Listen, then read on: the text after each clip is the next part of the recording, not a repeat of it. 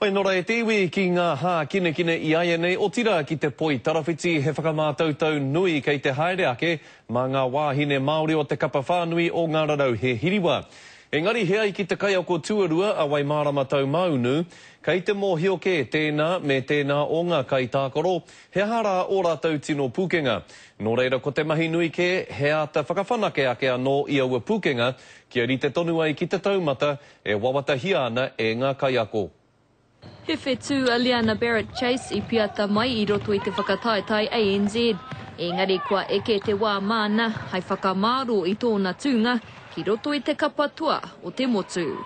We're really excited and hoping that we get a full international season out of Liana because she's had a great ANZ and we have always been really excited about the potential she has playing for the Ferns. I raru aia i te taotu i te rātau, i tēnei tau kua puta anō tehu ki runga.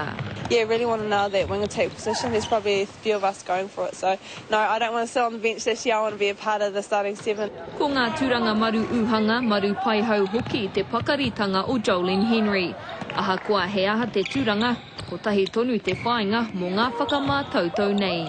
You get a chance to wear the silver fern on your chest. You don't care where they put you. You get out there and you give it what you can. So not too fast either way, but wouldn't mind some real concentrated feedback and coaching from Y at wing defence. Kia tika te tākaro, nei rā ngā tohu nui a ngā kaiako rarau he hiriwa ki te kaikuru Atanika Wepeti i tēnei tau.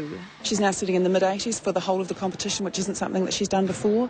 So those are the sorts of things, that's the reason she's here. E kōkiri tonu nei te hiakai. No matter who I'm out there on court with, I just want to take it with two hands and show them what I've got.